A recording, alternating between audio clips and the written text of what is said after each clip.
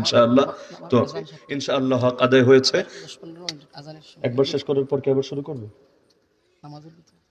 আমি 2 ঘন্টা বয়ান করতে পারি, আমার সমস্যা নেই, এবং প্রতিদিন তো 3-4 ঘন্টা ওয়াজ করি, কিন্তু বাকিটা পরিবেশের উপর নির্ভরশীল। যতক্ষণ আমি বুঝি যে না মানুষের আগ্রহ সর্বোচ্চ আছে, অতক্ষণ আমার বলা লাগে না, বলি। আর একবার থামানোর পর আমার যদি 100 বার বলে না যে হুজুর আরেকটু করেন, 5 মিনিট করেন, 10 মিনিট করেন, আমি করবো না, কারণ আমি তো কোনো চুক্তিবদ্ধ না।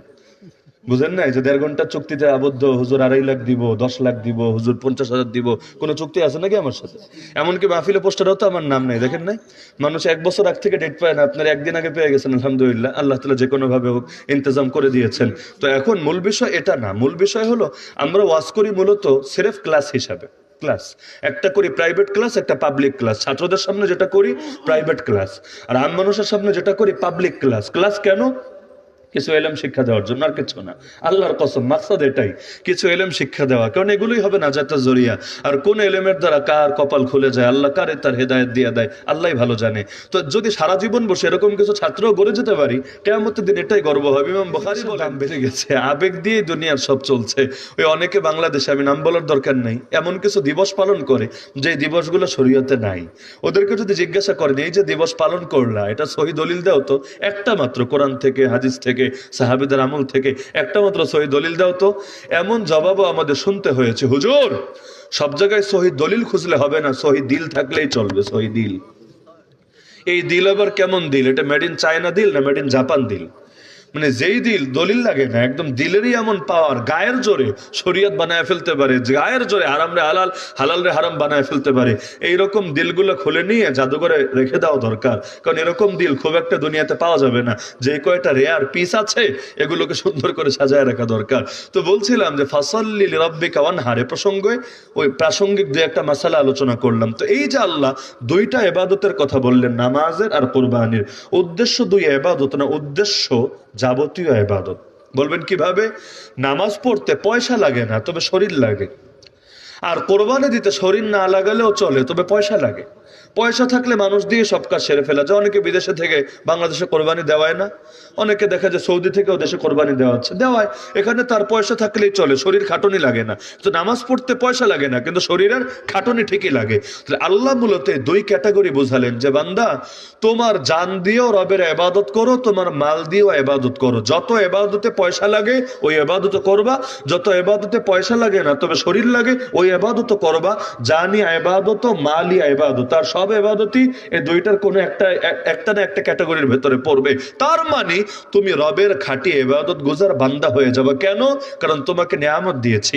তার মানে নিয়ামত পাওয়ার, ইন্না আতাইনাকাল কাউসার, নিয়ামত পাওয়ার দাবি হলো রবের শুকরিয়া আদায় করা।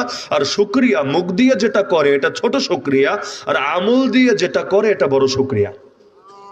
যেমন আজানের জবাব মুখ দিয়ে দেওয়া, এটা ছোট জবাব, আর আজান শুনে মসজিদে চলে আসা এটা বড় জবাব। যদি এমন হয় আজান শুনে মসজিদে আসলো না, নামাজ পড়লো না, কিন্তু মুখ দিয়ে ঠিকই জবাব দিল, আল্লাহু আকবার, আল্লাহু আকবার জবাব দিল, হাইয়া আলাস সালার জবাবে লা হাওলা ওয়ালা কুওয়াতা ইল্লা বিল্লাহ বললো, আসলে সে জবাবের হকই আদায় করে নাই, বরং একটা তামাশা করলো। ছোট জবাব দিয়ে বড় জবাবটা সে ছেড়ে দিল।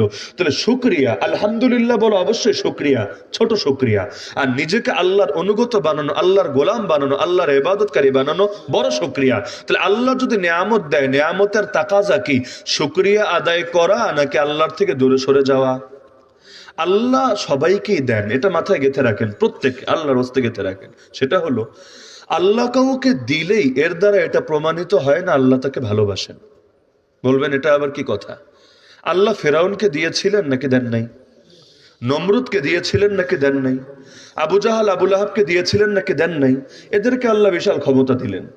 আবার আল্লাহ কারুনকে পয়সা দিয়েছিলেন নাকি দেন নাই?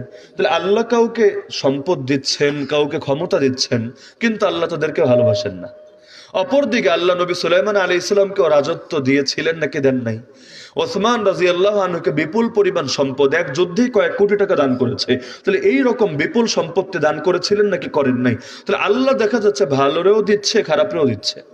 রাজত্ব বলেন, পয়সা বলেন, ভালোরেও দিচ্ছে, খারাপরেও দিচ্ছে। তা আল্লাহ তো আপনাকেও দিয়েছে। কিভাবে বুঝবেন আল্লাহকে আসলে আপনাকে ভালোবেসে দিয়েছে নাকি ঢিল হিসাবে দিয়েছে?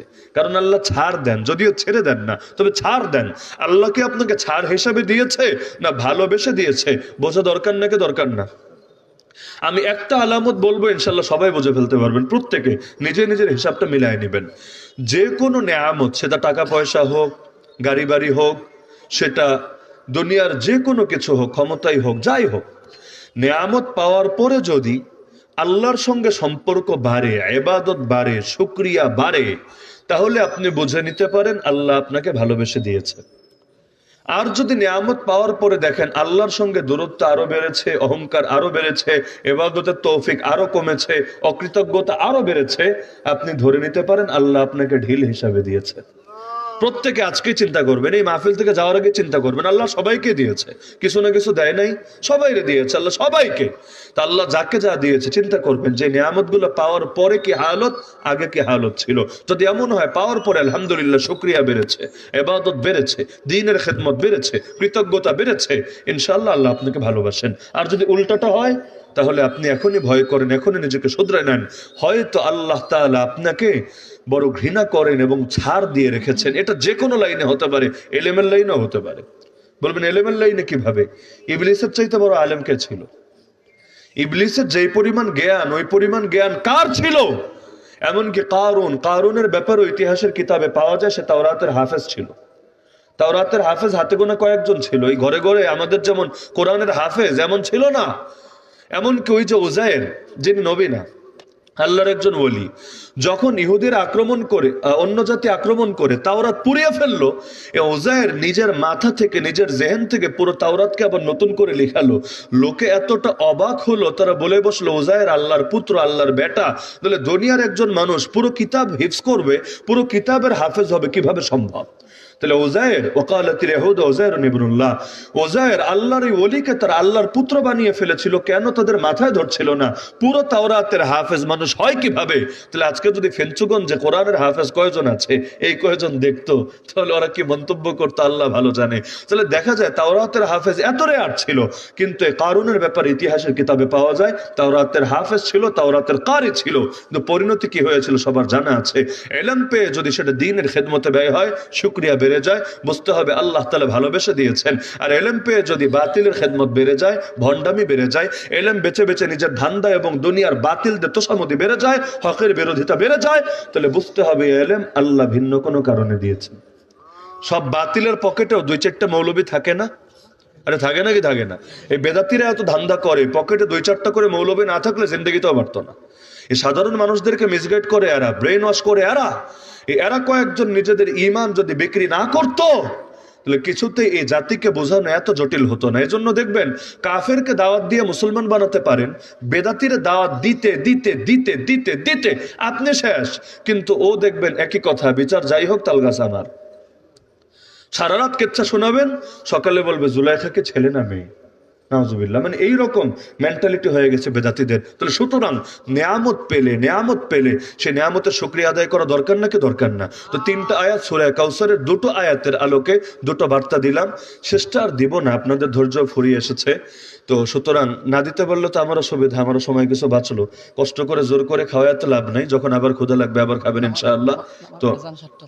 তো এই 2টা বার্তা আমি মৌলিকভাবে দিলাম। ইন্না আতাইনাকাল কাউসার এর আলোকে একটা বার্তা, ফাসাল্লি লিরাব্বিকা ওয়ানহার এর আলোকে দ্বিতীয় বার্তা। তো মোটামুটি 1 ঘন্টার মতো মানে আলোচনা হলো। 2টা বার্তা যা দিয়েছি ইনশাআল্লাহ হক আদায় হয়েছে। একবার শেষ করার পর কি আবার শুরু করবে?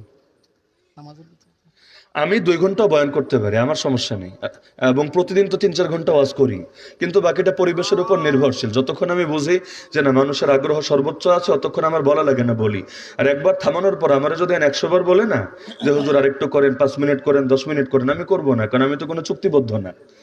বুঝেন নাই যে 1.5 ঘন্টার চুক্তিতে আবদ্ধ, হুজুর 2.5 লাখ দিব, 10 লাখ দিব, হুজুর 50,000 দিব, কোনো চুক্তি আছে নাকি আমার সাথে? এমনকি মাহফিলে পোস্টারেও তো আমার নাম নাই, দেখেন নাই? মানুষ 1 বছর আগ থেকে ডেট পায় না, আপনার 1 দিন আগে পেয়ে গেছেন, আলহামদুলিল্লাহ, আল্লাহ তাআলা যে কোনো ভাবে হোক ইন্তজাম করে দিয়েছেন। তো এখন মূল বিষয় এটা না, মূল বিষয় হলো আমরা ওয়াজ করি মূলত সিরেফ ক্লাস হিসাবে। ক্লাস একটা করি প্রাইভেট ক্লাস, একটা পাবলিক ক্লাস। ছাত্রদের সামনে যেটা করি প্রাইভেট ক্লাস, আর আম মানুষের সামনে যেটা করি পাবলিক ক্লাস। ক্লাস কেন? কিছু এলেম শিক্ষা দেওয়ার জন্য, আর কিছু না। আল্লাহর কসম, মাকসাদ এটাই, কিছু এলেম শিক্ষা দেওয়া, কারণ এগুলোই হবে নাজাতের জরিয়া। আর কোন এলেমের দ্বারা কার কপাল খুলে যায়, আল্লাহ কারে তার হেদায়েত দিয়ে দেয়, আল্লাহই ভালো জানে। তো যদি সারা জীবন বসে এরকম কিছু ছাত্রও গড়ে যেতে পারি, কিয়ামতের দিন এটাই গর্ব হবে। ইমাম বুখারী বলেন, আল্লাহ যদি আমাকে জিজ্ঞাসা করে, বুখারী তুমি কি আমল নিয়ে এসেছো, তুমি কি নিয়ে হাজির হয়েছো আমার সামনে, ইমাম বুখারী বলেন, আমি ইমাম তিরমিজিকে দেখায় বলবো, আল্লাহ আমার এই সাগরেরটাকে এনেছি তোমার জন্য, এই সাগরের এই উসিলা তুমি আমাকে মাফ করো, কারণ আমি ওর পেছনে মেহনত করেছি এবং সে দিনের বিরাট বড় খেদমত আঞ্জাম দিয়েছে। তা আমরাও এই স্বপ্নই দেখি যে এই পাবলিক ক্লাস করেও যদি কিছু মানুষ তৈরি হয়ে যায়, এখান থেকে কেউ যদি জামানার হাসান বসরি হয়ে যায়, কেউ যদি জামানার মোহাম্মদ বিন কাসেম হয়ে যায়, আল্লাহ কাকে কি কবুল করবে আমরা তো জানি না। আর এতে যদি আমাদেরও সামান্য অবদান থাকে, ইনশাআল্লাহ এইটাই, আর কিছু না, এইটাই নাজাতের জরিয়া। না হলে সফর করায় কোনো মজা নাই, শারীরিকভাবে কষ্ট, এবং নিজে তো অসুস্থ, সেই জেলের অসুস্থতা এখনো সারে নাই, আর কয় বছর লাগবে সারতে তাও জানি না, তারপরও চলছে আলহামদুলিল্লাহ। কেন? দিলের মধ্যে এই একটা আশা, আল্লাহ বুঝে এ ওসিলা মাফ করে দিবে। তো যে বার্তাগুলো আলোচনা হলো যদি আমলে আনতে পারেন, ইনশাআল্লাহ জিন্দেগিতে পরিবর্তন হবেই হবে। আল্লাহ তাআলা আমাদের সবাইকে তৌফিক দান করুন, আমিন। ওয়া আখিরু দাওয়ানা আনিল হামদুলিল্লাহ।